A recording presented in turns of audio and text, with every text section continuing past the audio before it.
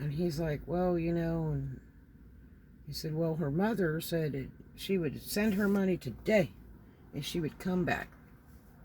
But she won't take me. Isn't that some crap? I said, whoa, whoa, whoa, wait a minute. I said, first of all, what if it was your daughter? And he goes, huh? I said, I want you to think about if it's your daughter calling you, carrying on with all this supposedly bad stuff, and you said, look, I will send you the money if you want to come back. So are you going to send the money for her dude to come back too? And he goes, I said, well, you got to think from both sides of the picture. He's a grown dude. Well, why are you going to take him into raise? It's your daughter. And the whole reason you're helping her is because she's upset. And you're willing to help her so that she could come back from states away.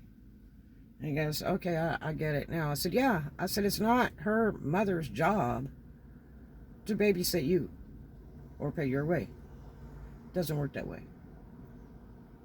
And he goes, okay, now I understand. I said, yeah. I said, it's a grown-up adult world.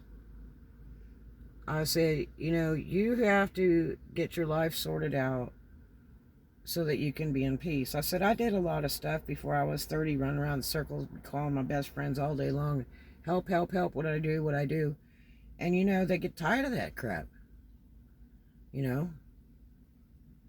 And I did have one friend, my bald-headed Fred, and one day he told me, right before I left California, he said, God, he said, Red, you call me all the time. And he had the best advice. This guy was really smart. And he was an engineer. And he said, I would like it if one day you would call me and ask me how I'm doing. And I'm like, huh? And he says, yeah, you always call me and it begins with a problem. One day I want you to call me and you say, hey, Fred, how are you doing today? Today's a beautiful day. And I was like, oh, I'm sorry. So every time I would call him after that, I would start with, hey, today's a beautiful day, and then go into my drama. What do I do? Help, help. And years later, he told me, he said, out of all the women in the world, I would have married you. I'm like, what? I didn't even realize that. I never dated this guy or anything. We were just best friends for years. And he had money, and he had a really good job, and was looking at a great retirement. And, he probably would have been, fine catch.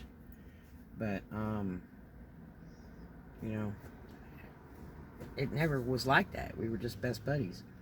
And, so that was really surprising, but people get tired of it. You have to realize it's a grown-up world, and you need to figure out how your life will be the easiest and the simplest instead of taking on other people's problems and babysitting other people's problems. Especially when it's something you cannot fix. You cannot fix it because you're not a doctor. You cannot fix it because you don't have the money. You cannot fix it because love does not conquer all. I mean, it's a lovely picture to paint, I thought, with the Bible and love will conquer all.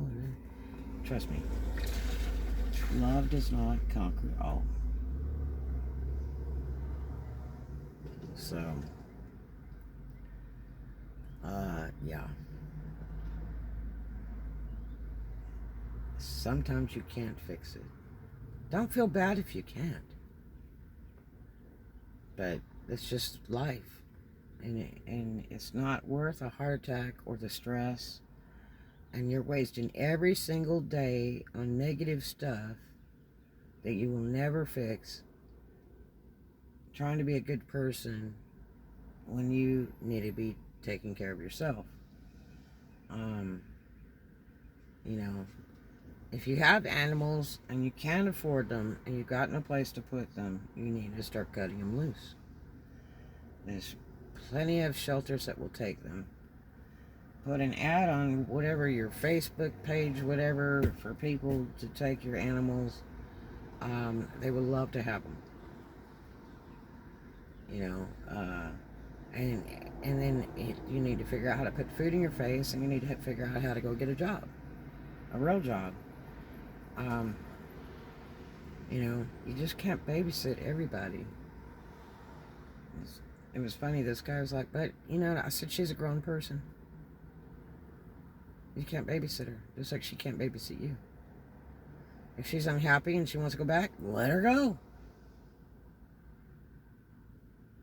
I said, it might be the best thing for you. No one should be unhappy. No one.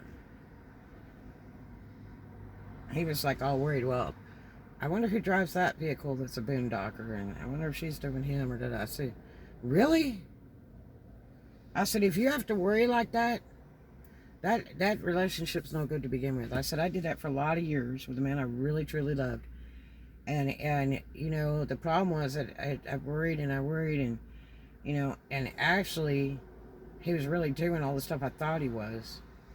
And I felt so stupid. Oh, God, I felt so stupid in the end. And my so-called true friends wouldn't tell me till, like, after. After we were, split. And he was like, why didn't you tell me before? Then I could just walk, It's real easy. But no, they don't want to say anything, So, that's not worth it either. A real marriage, a long-time marriage for a lifetime, the older type marriages, people worked really hard at that. But they didn't work that hard. Where you're paranoid or doing somebody else, you got to chase them around and all that stuff. That's a really bad combo. That's something you need to get away from right away. There's somebody out there, without you even looking, that's going to be your fit. But you have to wait for it. The term wait for it,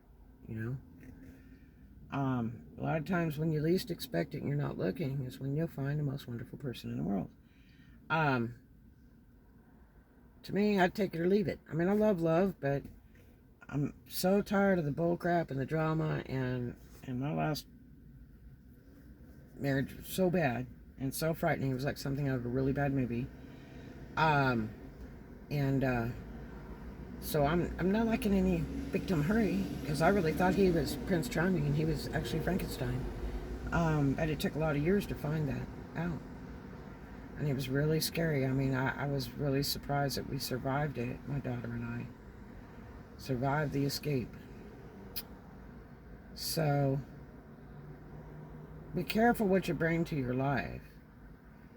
And if it doesn't feel right, and if it's too much work and too much stress and too much worry, you need to get away from it before it ruins you.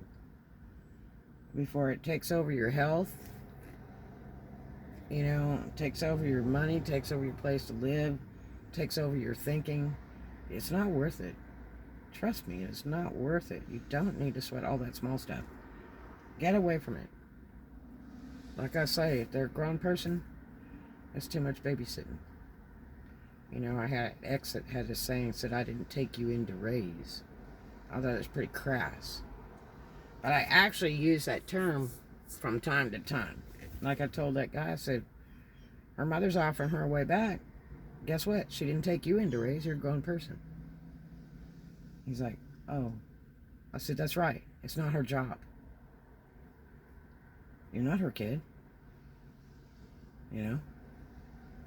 So, and don't imagine that the mother's going, yeah, I'll pay for you and your dude to come all the way back across the states and stay with me. I don't think so. The reason her mom's even offering, because she's telling her mom one story, and a majority of it may not be true. It just might be stretched out drama to get her to listen and feel sorry for her. Kids will do that. I've got one daughter that's doing that now. It's very embarrassing because it's lies and it hurts my feelings really a lot. What do you do? But yeah, if you're not a doctor and you don't have the money, there's not enough love in the world to fix it. Really. Love does not conquer all in that situation.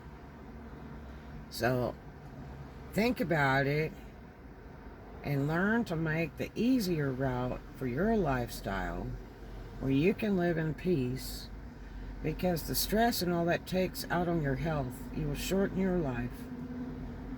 You need to make the smoothest sailing life as possible to protect your health and your happiness. And trust me, you'll be a lot better off. And it took 1/4 of my life to learn that, to truly learn that. So there you have it. Talk to you guys later. I hope you have a great one. I love you.